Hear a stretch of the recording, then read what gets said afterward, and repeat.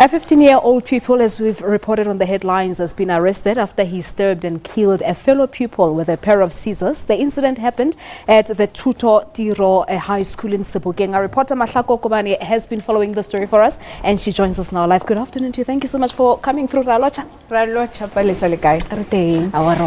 So, what happened here? What we understand is when we arrived at the school was the story that we were told by both police and Department of Education officials was that these learners were in class. It was between a change of periods.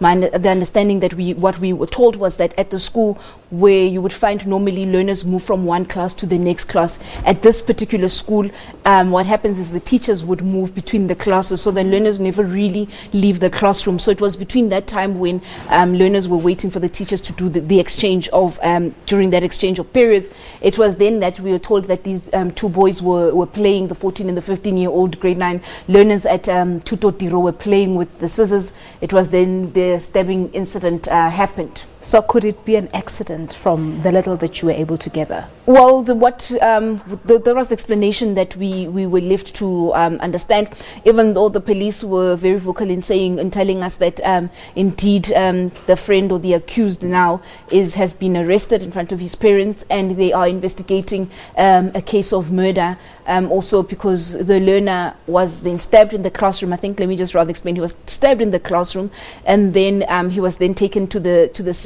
sick bay. You can actually see the blood as they I think were transporting him into the school sick bay. It was there that when police arrived, they then called paramedics to come, and they declared the young man dead on the scene. And as you say that this 15-year-old has been arrested, we understand that he can indeed be tried as an adult, isn't it? It's my understanding that yes, I think he can be tried as as an adult, but the onus is on, I think, the courts to then decide to do the necessary evaluations, because yes, he is 15, but he also does remain a minor. He is under 18. The state or the prosecutors will then have to run psychological tests and then try and determine how do they try him in terms of if he's a minor, if he's fit to stand as an adult. Yeah. Yes. So were you able perhaps to speak to some of the learners, Mahlako, because from the little that we understand is that the two were friends, isn't it? Yes, the two were friends. That's what the school told us, and that is what also district officials told us. When just briefly, I mean, you could see children at the school were visibly traumatized. I mean, it's not something that happens. So, yeah. I mean, scissors are part of the schooling environment. One does not think that when you buy your child a pair of scissors in the beginning of the year that those scissors will become a murder weapon or will take someone else's life. When I tried to speak to one or two children, it's like, what's going on here? Because there was also that difference of the difference of information that was coming from some community members as well as the school, with some community members actually saying that this is actually a violent school. When we put that question to the principal as to whether this was a violent school or not, the principal said that this was a good performing school, and this incident was unfortunate, as he called it, but this was not a regular occurrence at his school. And perhaps also we know that MEC Banyaza Lesufi was at the school. He visited the school. What did he say? When we arrived, unfortunately, the MEC had to rush off somewhere else. By the time we arrived, we didn't really find him. In fact, I think when we drove in, he was driving out of Sebokeng on Munshusha Street. And, but what the department saying, they were deeply saddened by the incident. This is not something that they expect to happen at their school, even though it has happened. And also just saying that they were going to, give trauma counseling to learners, teachers, as well as the family of this young man. So it really... Were you able to see the family? Were they still at the school? No, by the time we arrived there, the police told us that they got a call at about, I think, 20 past 10 or so. We arrived there, I think, shortly just before 2 o'clock at about 1:30. So by the time we had arrived then, also because police were already there, the deceased was removed from the scene, I think taken to a local mortuary there. Hopefully they will obviously be performing those tests just to determine what is it that happened, what actually went wrong. But we do understand that the stabbing was to the chest area.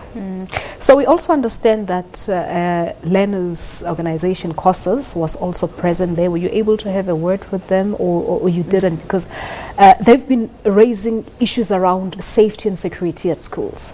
We saw political parties. I saw people in ANC Regalia as well as EFF Regalia. I did not see COSAS leadership there at that particular school. But yes, quite important, the issue of safety at schools, very concerning, has been raised. You'll remember also this year we were at Forest High where similar incidences were happening. Not happening, similar incidents, but there was that issue of gang violence that was happening there. But what also came out of this of the Forest High thing was the fact that the MEC had said that they will be conducting an assessment of schools where they feel that around the province where they feel that they are problematic schools. They will be compiling a list of schools that were troublesome, where such issues were rife, if I can say that, where ill discipline was the order of the day, and they were going to be dealing with those schools. I think there were 20 schools that were identified across the province, I think mainly in, the Soweto district as well, I think the East Rand as well, some of the schools that made it to that list that the MEC had said needed serious interventions, that they were going to try a holistic approach to see what were the problems there and how they could deal with it. So when he asked the principal, are you one of these schools, he denied that, in fact telling us that this was a performing school, that they were bringing in the results.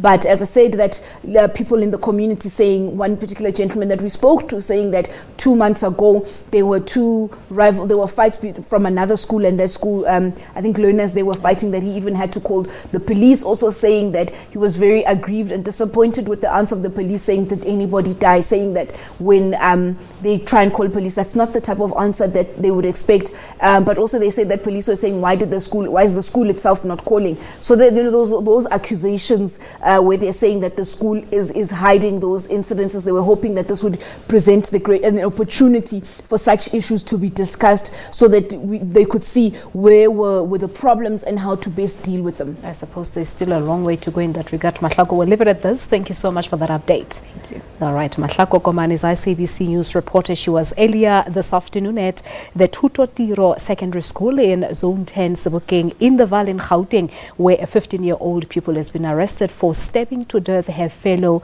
learner. This, of course, is a developing story that we're keeping a very close eye on here on the SABC News. Moving along now.